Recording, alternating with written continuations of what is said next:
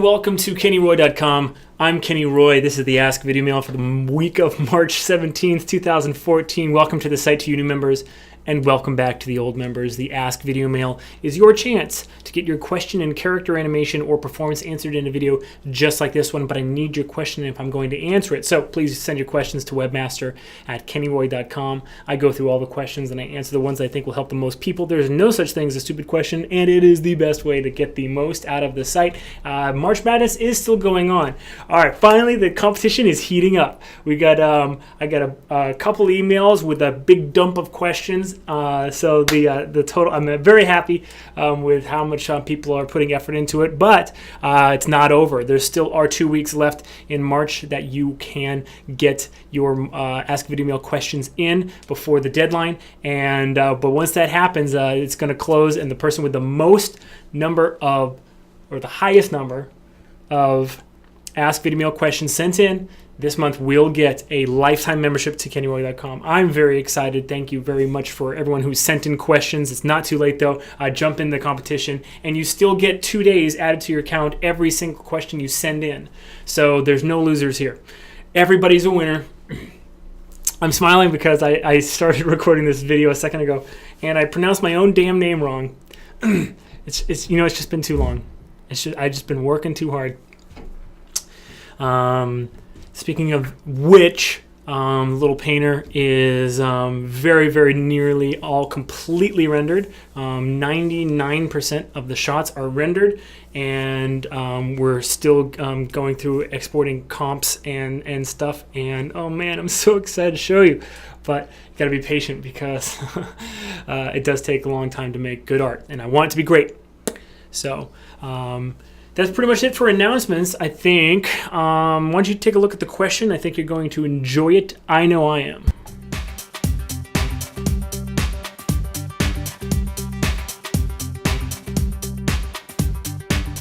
Ooh, of course I picked this question. Of course I did. What did you expect? All you have to do is just say the word workflow, and I'm going to pick your question, aren't I? This is a question that I wanted to answer, namely because there is a huge amount of benefit that you can get for yourself if you start critiquing other people's animation. So let me just repeat that one more time about how you should be going about learning animation if you are starting out, or even if you're in the middle of your education, or even nearing the end, and if you haven't done this yet. The word on the street is that if you are told something once, then you learn it like 20%. If you're shown something, you learn it like 40%. If you practice it and you do it for yourself, you learn it like 75%. But then if you have to teach somebody else, you learn it 100%.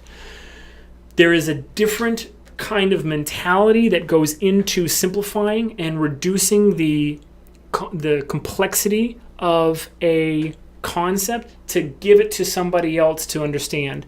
And when you do that, you start really organizing everything that you've learned about animation so far. I have said this before, right when I started teaching animation, it was back in 2005 at Animation Mentor. My goodness, it's almost been 10 years. There was a huge amount of confusion in my classes. My poor students, they just really had a hard time because I was struggling, and it was taking a lot longer than it should have for me to just get these basic concepts across. Very quickly learned though that the more I did it, the easier it was to explain things, and the easier it was for me to really start kind of like shaping up my workflow. And now my workflow, I could probably recite my workflow in my sleep if you poked me with a stick. That's how I want everybody else to be. I want you to be so comfortable with how you animate that you don't have any questions about it when you sit down and start working on a shot. Part of that is critiquing other people's work, and that's how you get that understanding, and you explain to others what you're seeing in the animation. So having a workflow for critiquing sounds like a really, really good idea. I've never thought of it that way. So thank you for asking this question, because this is a really good one. I would say that critiquing somebody else's animation is only probably marginally different from critiquing your own, or critiquing sort of like looking at your own animation for the issues that you need to work on or improve or polish or whatever, depending on the phase of the animation that you are working on at that moment. The difference coming from the fact that you have to kind of simplify the idea down for somebody else to understand. And that's kind of an important difference, because if you have to explain what the difference, if you have to explain what your note is or what you think should be done to the shot, you're more than likely getting down to the sort of like the nitty gritty. So that's where my workflow starts. So I thought, sort of in honor of the animator that asked this question, I would bring up her Anim Gym entry for the February Anim Gym called Sneeze, and this is hers. Oops, not properties. I wanted to loop it. There we go. Looping. Lupin. Okay, and really, you should always probably start where you are going to, get the most basic changes are going to have the greatest effect. So I always start in the hips. I always start in the root, in the center of gravity. You don't want to obviously get, you don't want to watch it too many times before you start commenting on it, because if you do, things are going to start washing over you, and that keen eye that you have right when you see an animation and you have like your gut response to it is going to be kind of like dulled a little bit. So with that in mind, I would watch a few times, watch it once and like let sort of the holistic effect kind of like wash over you, and then kind of get a little bit like ignore other things and then look at things like the center of gravity. How is it moving? And what you will pick up on is that if the center of gravity or the hips or the root or the con, sometimes it's called different on other rigs, but if it is moving in any sort of like hitched way or floating or unrealistically, then that's the really good place to start and to like sort of work outwards from there. So I would say that everything looks pretty decent, especially on the first half, but there's a little bit of like a hitch and movement that doesn't look like that it's quite motivated by where the weight is or by where the like musculature is kind of like putting tension on this guy's frame, especially the sort of like rotation in Y, like the twist in the hips that happens right here at the end. I'm looking at this like little pocket, or I'm looking at that little penetrating area right there. I would say that little like twist back and forth that happens, it's very, very small, but it for me it feels like it's not really motivated by anything. Okay. I would also say that if you're looking at animation, you need to know that there are different kinds of things that you need to look for in different pieces of animation. What I like to look for in seated shots is it a high energy or low energy seated shot? Okay, because there's a very, very big difference, and you need to have a lot of like action and like a lot of freedom in your character if it's a high energy seated shot. If it's a character that's just like sitting there and they're like almost like draped over the bar and they've got a drink and they're sloppily saying something stupid to the bartender, then that's like a low energy. But if it's a high energy shot like this, then what you should look for is actually a lot more movement, a lot more freedom in that seated character than normally you see. Normally we get actually kind of like low energy performances across the board. I just wanted to show you this, that I'm sitting in this chair right now and I have all of this movement, and what it translates into, it actually looks like translation. It actually looks like my torso is translating, doesn't it? But like I'm just rotating my hips around in this chair. So you have a lot of like ways that you can like pose your character if they're seated. So my workflow is to always, if it is a high energy, and high energy doesn't necessarily mean as high energy as a sneeze. It's just more energy than like someone like on the verge of like passing out drunk. Okay, So that's a very low standard for high energy, and it should be that way for you too. The first thing I look for a seated shot is there that freedom? And the hips are moving in here, but they could definitely be a little bit more free and moving a little bit more. For a standing shot, you want it to feel like everything that is going from their like head to toe is actually grounded, and that's what we call weight. Okay, so I'm going to switch from this one just for a second. And I'm going to show you one where the character's feet looked like they were stretching. I think it's this one. Yeah. Just a little bit. It has a little bit of that feeling to it.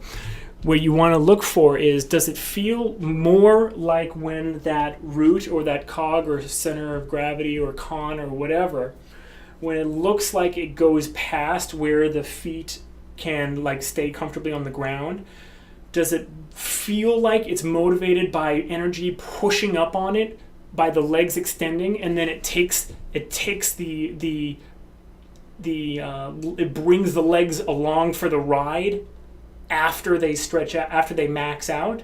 Or does it look like the legs are there and then they kind of grow and like they kind of like just push those hips up because the legs are growing? It's a very, very subtle difference, and it has to do with the timing. Namely the acceleration and like how fast off the ground those hips are pushed, and if it feels like a bouncing ball, so that's slow in at the top. Okay, so you pretty much can't go wrong if you have those hips push off and it comes to a slow in at the top of its arc, and at some point the legs like got lifted off the ground or they stretched. Okay, because our brains are like hardwired to pick up on gravity, hardwired for this. Okay, so treating a lot of the body like a bouncing ball is a great way to make it feel like your character has a lot of weight. Okay, so that's the first thing that you look for in a standing shot. Okay, or any like non-seated shot.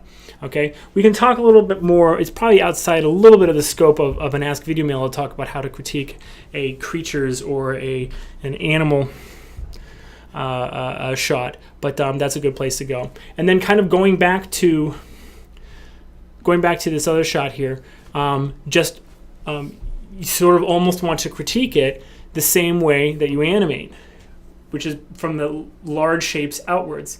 I look for things like the body working physically. I look for things like pose being dynamic and pose having like a little bit of interest to it. I look for things like not losing entire limbs and foreshortening.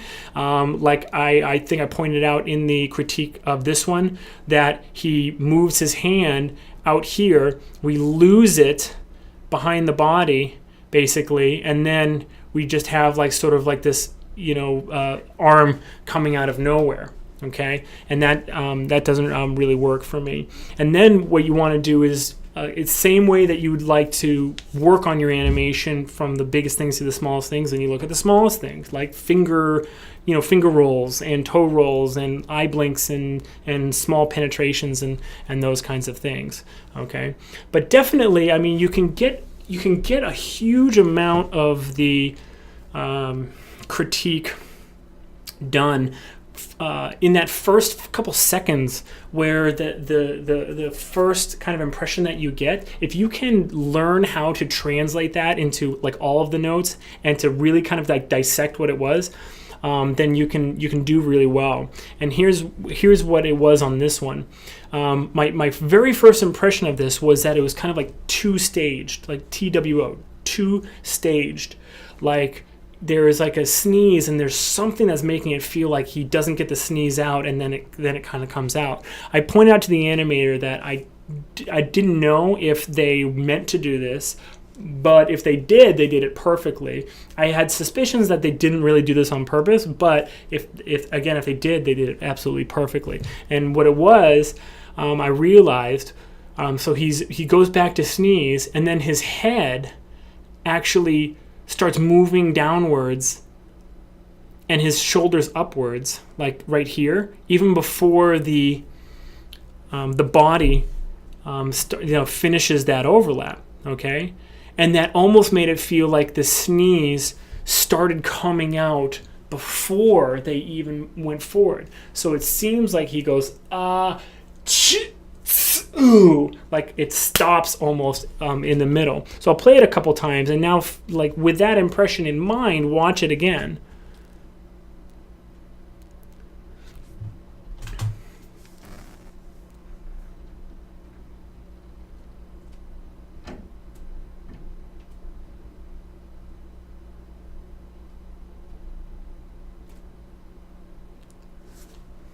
It's very, very subtle, but my very first impression of this was that there was a hitch in it.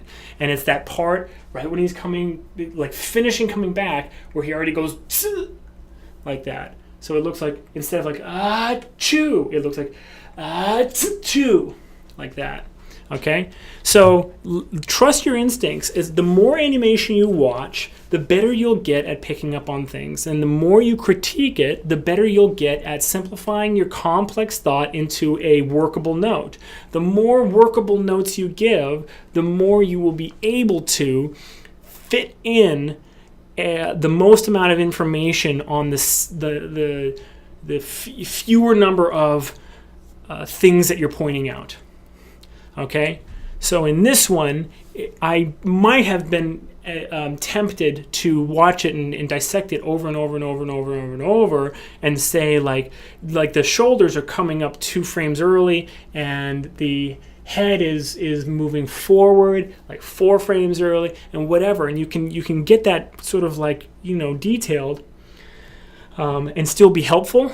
But I think the more you critique, the more likely you are going to be able to like watch it, and on the first sort of first viewing, the first impression, be able to say like, oh, there's a 2-staged, this feels like a 2-staged sneeze, and not like a full, like sort of like one part smooth sneeze.